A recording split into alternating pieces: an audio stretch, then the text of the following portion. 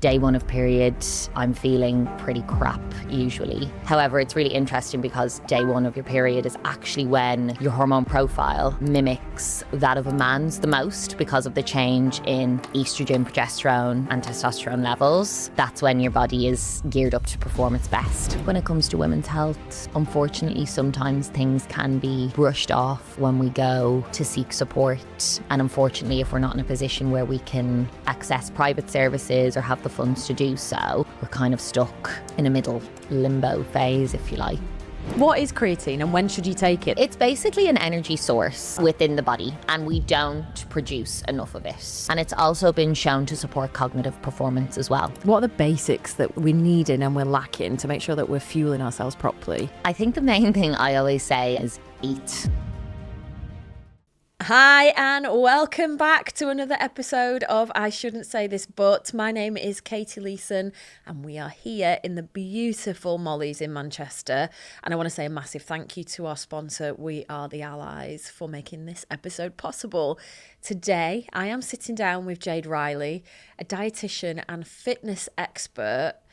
And the conversation is so good. We talk about all things, about myths, about supplements, about what our bodies need in order to perform at our best when we're leading and running and growing businesses. I am obsessed with nutrition. I want to make sure that I'm eating right, but this conversation has stopped me in my tracks.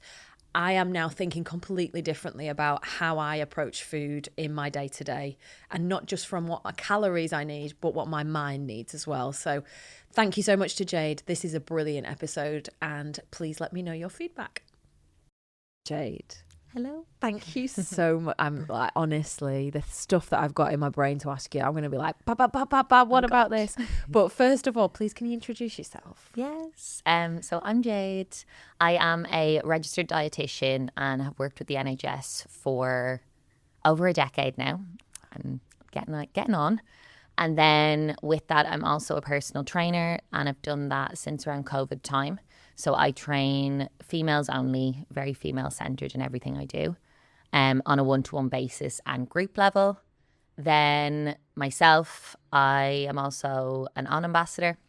So I work with On Running. I'm in my second year now with them, which is amazing. And then what else do I do? Pilates. Pilates. Yes. I'm a Pilates teacher as well. So I teach at Sculpting House down the road and Soho House since the gym opened next door. I'm kind of a jack of all trades, I like to call myself. A busy woman. A busy woman. And We're actually in a WhatsApp group called Busy Women in Manchester, group. but I'm not surprised because you are a busy woman. And I think when you say it out loud, I'm like, yeah, I do quite a bit of things. Yeah. But I like to represent the busy women. Yeah. So that's why I'm so excited to chat today. Oh, I'm so excited.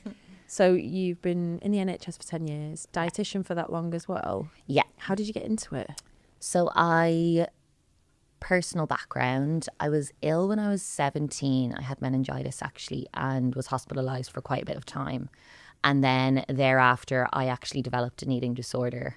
So there's a lot of evidence around physical illness triggering an eating disorder. So I was out the other side of that and just really, really keen to kind of help people along their journey, I guess. And that kind of sparked my interest in nutrition. My mum's a personal trainer as well growing up. So there was a lot of like food, fitness around our family. So that inspired me to go into it. And then I've worked across quite a lot of disciplines, speciality. So I've done gastro, diabetes, weight management, oncology. And then most recently, I now work in eating disorders. So I've landed in that area that I'm really, really interested in and passionate about. And you've got a history in which will help, I guess, when you're having the conversations with and patients. I think a lot of the time you can have all the science and read all the books, and some dietitians, you know, I look up to, and some of my peers, you know, we also say that your personal experiences and the things you've gone through often help you the most when you're working with patients who are very sick, you know? Amazing. Like, just incredible work. It's very much needed. And the dietitian side of it, the food side of it, I'm a little bit obsessed with, like, working so much, especially when you're building businesses, you're running teams, you've got to make sure you're looking after everyone else. What is it, what are the basics that we're needing and we're lacking to make sure that we're fueling ourselves properly? I think the main thing I always say, and the women that I train who are the busy women, is eat. Because I think the main thing I see, and is quite topical now, which is great, is that we're all under fueling. I think there's so many myths to debunk around food and nutrition. But most of the time, like, I'll have clients that might come in and they won't have had breakfast, or, and when you're busy, I get, and also like people who have families, they've got so much going on at home and then they're doing everything else. And I'll be like, oh my God. And then they don't get the most out of their session because they haven't eaten. So I'd say the main thing is fuel and eat. I think depending on your age and stuff, and I guess the women I work with, I'm approaching my mid-30s. And I think our era was very much, restrictive, which is really sad because I feel as though it stays with us throughout our whole lives. And, demonizing certain foods. And there's been so much scaremongering, which, has also come back to the fore recently in the whole skinny is trending, which is all over the place. But I think the main thing is eating and listening to your body. There's so much around devices we can wear, apps we can use that can tell us how we feel, what we need to be doing. But I think at times I feel as though we've kind of lost touch with our internal regulatory system and how it can actually tell us, yeah, I'm struggling, or, I'm starving, or I'm full. And we're not really drowning out the noise as much, I feel. Interesting. That's so true. And I think I was born and raised in the low fat, no fat. Or the Special K diet. The Special K diet. My mum lost a load of weight on Slimming World. All these things were just so around me. And I was talking to my friend about it a while ago, about the fact everything we were told to eat was like no fat, low fat. That's probably not that good for you, is it? You need some fat in your diet. 100%. But it was demonized, and we've got that now in our heads constantly. Why do we need fat in our diet? Why is it that... I mean, fat is essential for us to live. We need those fat stores to protect our organs, to protect our skeleton. A lot of now, obviously, those GLP-1 inhibitors, our Ozempics, our weight loss injections have come to the fore. And you're looking at people who are taking those, losing all of this fat, and left in a very vulnerable position without any muscle mass, potentially, if they're not training and exercising alongside it.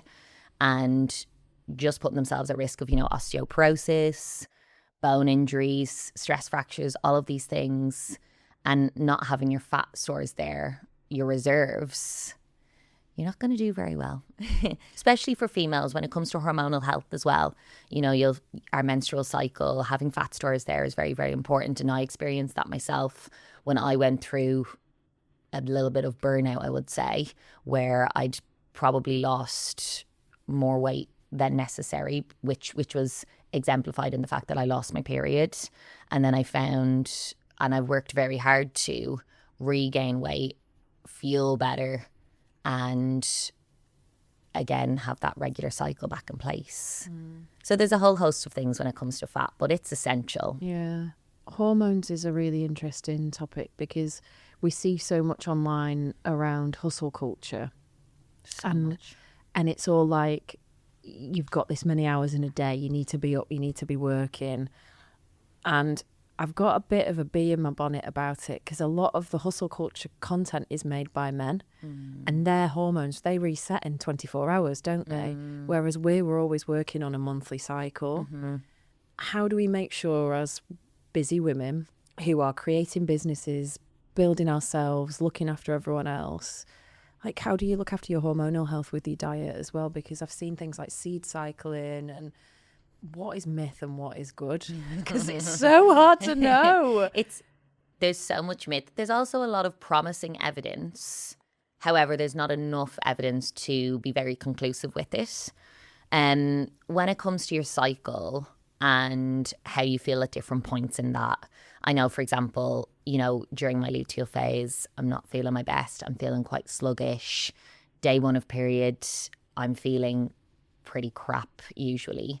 However, it's really interesting because day one of your period is actually when your hormone profile mimics that of a man's the most because of the change in estrogen, progesterone and testosterone levels. So really, day one of period is when, in theory, we could actually thrive.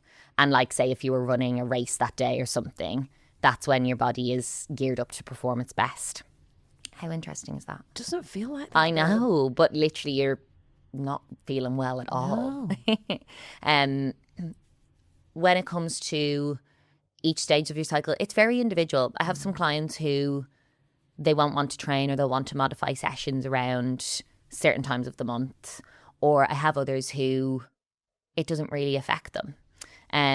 There's no one straightforward piece of advice I would give when it comes to it. I would say do what you can. I always think, and it's been shown that it's best to move your body as opposed to sit and not do anything. And I think we all always feel better for getting out and going for a walk or something along those lines. When it comes to foods, I guess it's that listening to your body again, and keeping in touch with it as much as you can. And if you are feeling like, oh, I'm going to have something extra, I just want to have a chocolate bar, or I want to enjoy this or that, then listen to your body and do that. I always crave chocolate fudge cake. Yeah. Always. And then I'm like, oh God, I should eat chocolate fudge cake. No. See, that's that scaremongering, isn't it? Like, know. this shouldn't. I'm so against kind of good, bad foods. You know, I run quite a bit. So learning to move away from, you know, oh my God, bread, oh my God, carbs, oh my God, can't have this, can't have that, has been really, really challenging. But also, it's just so important, and I really, really want to try and put that out there. And I think, you know, we're so embroiled in this comparison culture, and you mentioned that hustle culture.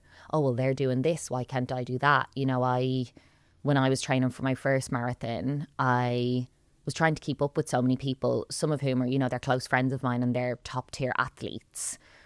But it took a lot of realization to be like, I'm not them. You are you, and your body needs what it needs, and just trying not to compare, which is really, really hard, isn't it? It's really hard because you don't know what's good and what's not really when you're doing it. But we were talking a little bit before we started recording, and you mentioned in a voice note you sent me about how we're working so hard, but we're also training like athletes at the same time. The likes of High Rocks. I did the Girl Games the other week. Hardest thing I've ever done in my life. Well done. Oh, never again. And I'll never do a High Rocks. It does completely put me off doing anything. Out the High Rocks window, to be fair. But we're working and building businesses really hard. But at the side of that, we're also training like athletes. What is it that we definitely need? Like, what is it that, because of that, what are we lacking? What do we need to make sure that we're getting? How do we look after ourselves? Because surely that's going to lead to burnout in some sort of form. I think stripping it back, and we mentioned fats earlier, so you think about your essential your macronutrients. You've got your carbohydrates, your fats, your proteins, and then you've also got your vitamins and minerals, so your fruit and vegetables. And trying to, I guess, like, you look at the Eat Well plate, which is government guidance. You also look at the calorie guidance that the government give. However, it's 2,000 calories a day for women, 2,500 for men. That actually doesn't take into account women like yourself who are on the go, who are training. We're not necessarily the general public. So in fact, you probably need that and a little bit more. You know, probably a lot more when it comes to people who are training so hard as well. If we kind of go into each of those, you want that pattern of your plate. So you want colour on there, you want your carbohydrates, so your breads, pastas, rices, all those basic things, which if I'm sounding basic, tell me. No, it's interesting. But it is interesting. We don't really get taught it. You need it all. And then your protein is obviously your meats, fish, or whether you're vegetarian, vegan, those options. And then as much fruits and veggies really as possible. It's kind of adapting that to the person that sits before you. So I guess for some of my clients, whether they're solely running, we're probably going to be ramping up the carbohydrate side of things a lot more. Or then if it's someone who's training for strength, we'll be looking at that full balance of protein and carbs. And then I guess it's also looking at the timings of foods as well. So trying to avoid long periods of fasting, I always encourage to kind of promote good hormonal health. And again, keeping our bodies fueled throughout the day. Because alongside everything else you're doing, your body has basic needs as well just to function. And I think that comes back to, you know, we demonize things like carbohydrates and stuff, but your organs need so much just to get through the day. I think your brain needs like, God, I might be wrong here now, it's like 60 grams of carbs or something a day just to get through. Actually, it could be double that. So it's just topping the stores up constantly.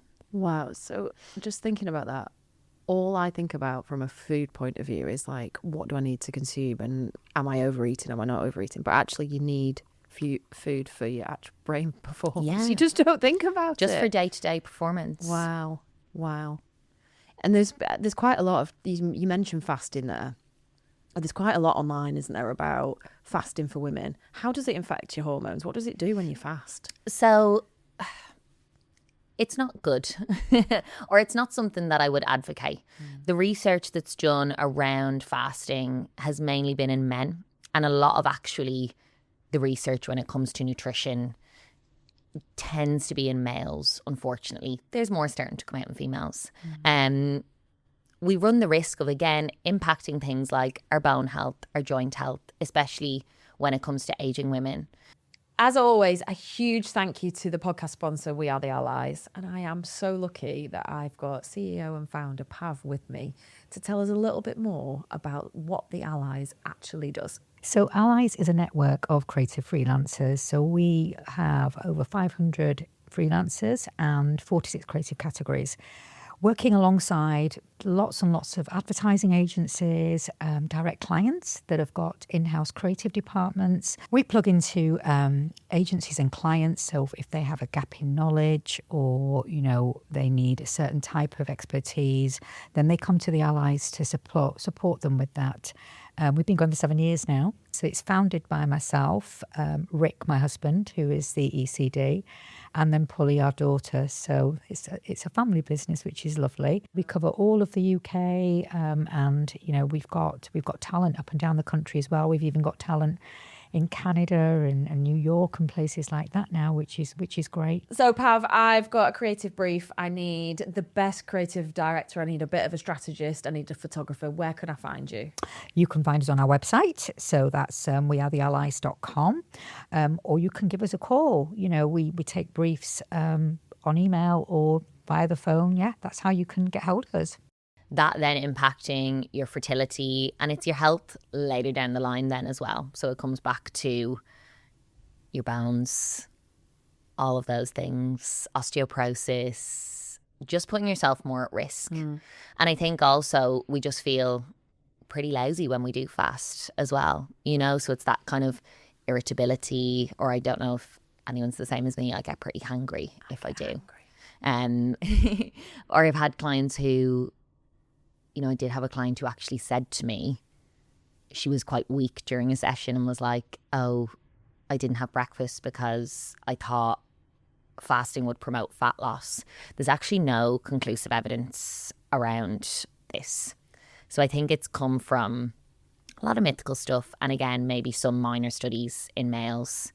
I think one of the studies where fasting had been shown to be potentially beneficial was in men who had eaten carbs pre-endurance sports. Then they had a period of fasting after one event into the next. So it's stuff that's way out of our league, if you like. And not helpful for us. Not helpful. Because we hear fasting, fat loss, promotion, and then you just, that again, like from being a child and hearing no fat is what you eat, it gets stuck in your head. And then that's what you start to follow, don't you? Yeah. And then I think, you know, those periods of fasting, we tend to then overcompensate with less nutrient-dense food later on. So if I've had a busy day, and I have had days where, you know, I've not had time to eat a balanced meal or have my lunch, etc., etc., come the evening time, you know, that kind of fight or flight mentality comes in, or, you know, like cave women energy comes in, and you're thinking, what's in the cupboards? What can I get my hands on? Or, you know, we'll order food, we might get a takeaway, and something that's not necessarily going to nourish your body. Whereas had we actually had those balanced meals, snacks, etc. during the day, we are probably more likely to avoid those scenarios. It's so fascinating. It's really interesting. And you talked earlier about burnout and what your body needs. I'm awful for, in the morning, I'm not hungry. So I'm like putting the dog's food out, making sure that's sorted, running around. I'm last minute on everything. And then I just don't think to eat breakfast. I know, though, when I don't, my brain function and my capacity to deal with things in the day is a lot lower tolerance. Like, I can't think in the same way. I'm not as dynamic in thought processes. My mind is in different places. So I know that I need to eat, but I just don't. When it comes to people who are like me, who are building their businesses, who are leading teams, what are your basics? Like, what do I need to be doing every day? I think trying to have regular meals or snacks, planning as much as you can. I know that's easier said than done. And don't get me wrong, you know, my days are very long and I don't always have time to meal prep, to have things ready to go in the fridge, unless sometimes my partner helps me with it. But I'll buy snacks on the go. You know, I do eat ultra processed foods. Again, there's a lot of scaremongering around that. But the fact of it is, a lot of things are ultra processed. You know, cereals, for example, as well as, you know, your chocolate bars and things that are more demonized. So I would say having bits with you. You know, I have a client who, similar, you know, to us, she's constantly on the go, but she does carry like a little Tupperware, and she's got like some dried fruit in there and some nuts that she just snacks on during the day. But it's little things like that we always feel better for. I guess choosing when you're out those meals that have a bit of colour in there, have a bit of balance, have those different macronutrients we mentioned, so your protein, your carbs, etc., so that you are getting some of each. And I guess trying to avoid those long periods without, you know, I think rest and recovery as well comes into play so much, and, you know, adequate sleep, which is obviously the best tool when it comes to recovery, and evidence shows that. However, do we all get, you know, 8-9 hours sleep? Probably not. Not in a heat wave either. It's been No, quite difficult. it's really hard. And I think it's easy for me to preach and say, have this in your bag, go and buy this, go and have that. And, you know, I have done prescriptive and do prescriptive meal plans for individuals who that's what they want, but it's not necessarily something I would always do, because again, my situation will be completely different to your situation. And it's looking at what's realistic for someone. And I think it comes down to like smart goals, you know, like what's achievable, what's sustainable. So is me telling you, Katie, that you should have a bowl of porridge and a bagel with X, Y, and Z added in every day as someone who doesn't really enjoy breakfast? Or shall I say, you know, when you wake up, have a crumpet? Or, you know, I love Belvita biscuits. They're like my little go-to grab on the go snack. I have some in my bag over there. Is that probably a realistic option for you? Yes. There's no right or wrong, but I would say fueling yourself and keeping things ticking over is really, really important. And I know you will see the benefits from it. Does that make sense? It makes complete sense. And I think the thing that keeps coming back in my mind is like what your brain needs to function. If we're trying to be top high performers, we're trying to grow businesses, we're trying to run at a really fast pace, because things are intense when you're in that mode, you need to make sure you're giving your body enough to make that performance happen. And I don't think I've connected the dots before until properly sitting down and chatting with you that, oh my God, my brain needs food to function. My body needs food to function. It's not about just eating to make sure you're under your calorie count or thinking about your fitness goals. It's actually your performance in everything goals. It's fascinating. It's so interesting. And I think when you're hungry, you get that brain fog as well. So, you know, cognitively, we're not 100% there when we're feeling hungry, because we get distracted thinking about food probably, and that we need a meal or we're hungry and we want to go and grab something. So it's that kind of basic level of nutrition that we need. And then if you're running around, you know, from here to there on the go, and as well the mental stress that comes with everything, it's exhausting, you know. So keeping yourself topped up is very important. And I think when it comes to women's health, unfortunately, sometimes things can be brushed off when we go to seek support. You know, and I know I have a client who's menopausal, and, you know, it took a long time to get support with that, despite presenting with symptoms, you know, and asking for help. And unfortunately, if we're not in a position where we can access private services or have the funds to do so, we're kind of stuck in a middle limbo phase, if you like. So I think nutrition is definitely something we're in control of, and something that can often empower people. And, you know, I get that with really sick patients where I've worked, you know, in oncology. Everything is out of someone's control when they're told they have, you know, cancer, and it's horrendous for them. But often they'll be super empowered to take control of their nutrition. What can I do? What can I have? Because they want to help themselves as much as they can.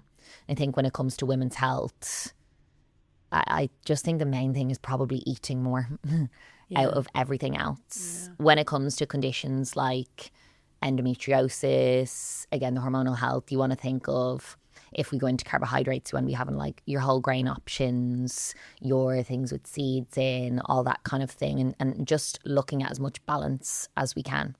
You know, the basics of fruit and vegetables is like 5 a day. Do we all have that? Who knows? And then more and more evidence actually shows up to like 9 or 10 portions a day has been shown to be beneficial when it comes to heart health. So there's definitely room for more. When it's fruit and veg, I think you see a lot of, you know, people going for smoothies or juices, or I did mention dried fruit, but your better option is actually going for whole fruits. My mind goes sometimes to people who are training, so I'm thinking again from your perspective, but I'd rather someone had, you know, a full apple and an orange as opposed to a juice, which is shed of all its fibre. So as soon as a fruit is blended, you're just releasing all that sugar. It'll give you that sugar spike in the day, and then again you're probably hungry not so long after. Obviously in certain situations, and that's all that's available to you, fair enough, but you want to think of a whole foods approach as opposed to processed and refined in terms of getting more benefits from it. Nice. I'm going to ask you now about superfoods. Like things that you, and then I want to talk about super myths. So I just thought about superfood, super myths. In terms of like performance, when I was working for Gary Neville, he used to have, he's always carrying around. He's super healthy, right? He's so healthy. Train. He did high rocks with a trainer I know. He did do high rocks really well. He does like his crisps and his dairy milk. But he always carries around a punnet of blueberries. It's like something he's always got with him is blueberries, because he's read before about it being brain berries and it helps with your cognitive function.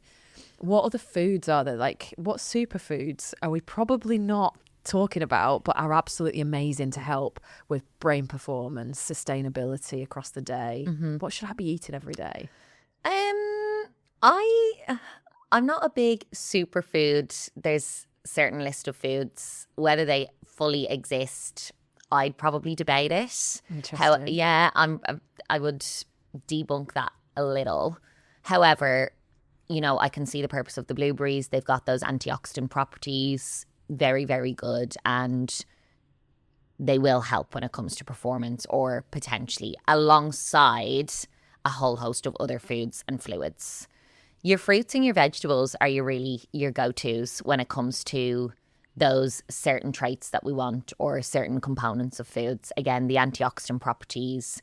We want to be getting like our vitamin D. That's one supplement that I would say and advise everyone to take some of. Not so much in this week, but we're getting enough. You know, there's other things that will help with performance potentially. Again, it's very individual and depends on the person.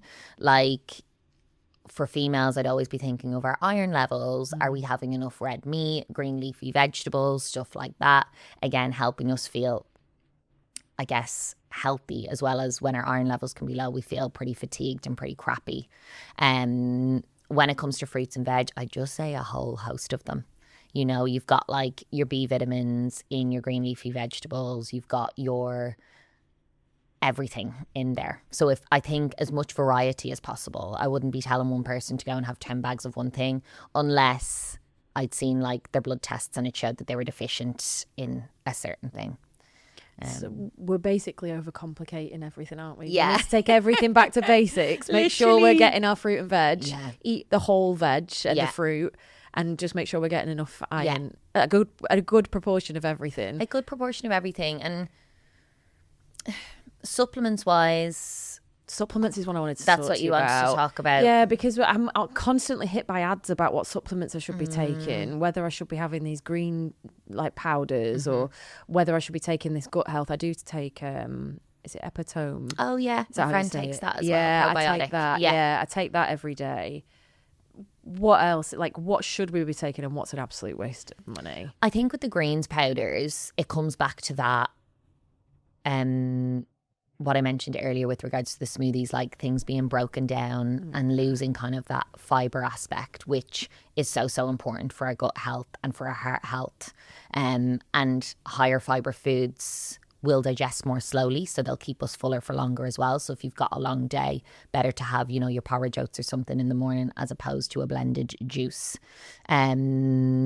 I take a probiotic. Yeah, and there are benefits when it comes to probiotics, especially if you're training as well, and gut health, because often, depending on how busy we are from that side of things, when we're on the go, we are more at risk of, you know, being ill or being susceptible to infections, colds, etc., etc.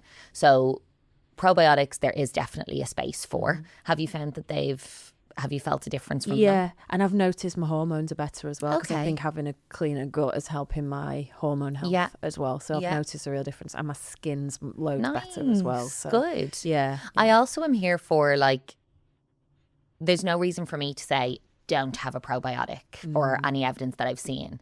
So if someone's taking it and they feel good and they've reaped a benefit from it, I'm like, hell yeah. yeah. You know what I mean? Like, I'll sometimes take things and I'm like, yeah, I feel good. So I'll take a multivitamin and I take creatine. What is creatine, and when should you take it? That's a very good one, because I don't know how and when. And So it's basically an energy source ah, within the body. And we don't produce enough of it, essentially. So there's like a lot of evidence now to support taking it when it comes to muscle growth and performance. So I would say if you're taking it from that side of things, it's important that we're training alongside it as well. Don't just take it kind of willy-nilly for the sake of taking it. And it's also been shown to support cognitive performance as well. Yeah. Again, because it provides an energy source. So there's like molecules in the body called ATP, and they're basically energy. And the creatine comes along and it helps with that to provide more energy when the body's running out of that source, if that makes sense. that makes sense. So that can help us in the day-to-day energy Yeah. performance as well. Yeah. I think what scared me about it is you read all this stuff about bloating and it being bad for you. And It will, because it'll support in terms of muscle growth. Sometimes we'll retain a little bit of water from it, but nothing significant whatsoever. So creatine you'd recommend looking into. Yeah, there's definitely more and more evidence now, and a lot of people I work alongside as well, we kind of collectively do encourage it, and I encourage my clients, females who are strength training. But again, I would say to be training alongside it as well. That's that one. I can go on and go on. I take an omega supplement for bone health, joint health. And again, looking at the evidence, there is evidence to support, I would say. Someone might come along and argue with me. I worked at the weekend at like an expo for health, and there was so many interesting things there, you know, products, and, you know, everything was immensely pricey. From like, there was a stand just for, you know, the red light masks and stuff for your face, Yeah. which I kind of do want one. I have to do a quick shout out to someone who might be listening that can give, gift you one. But then, you know, there were so many interesting things and powders to take, and, you know, there was a certain stand and it was like an all-in-one nutrition shake and stuff like that. I'm kind of skeptical about sometimes, you know, looking at how much protein was in there. There was a lot, but there was minimal carbs in there. And for me, I'm thinking that's probably not an all-in-one nutrition shake. However, then there were other products and things that I'd be like, yeah, I would go in for that. Whether it was kind of a multivit, different, there were kind of like herbs and spicy type vibes as well. But there's so much. Absolute minefield. But it is, isn't it? my point comes back to, as I digress around that, the expense. Not all of this stuff is accessible for people. Yeah. And that's why I think my kind of clinical head comes on, and my NHS hat, in that it doesn't need to be that complicated to feel good. If someone is paying a lot of money to have certain access to supplements or certain products, etc., that is not a picture of health necessarily, you know, because we can actually get so much from our diet, from that kind of whole foods approach. Like, yeah, we go for ultra processed foods, but then as much fresh food alongside that as possible.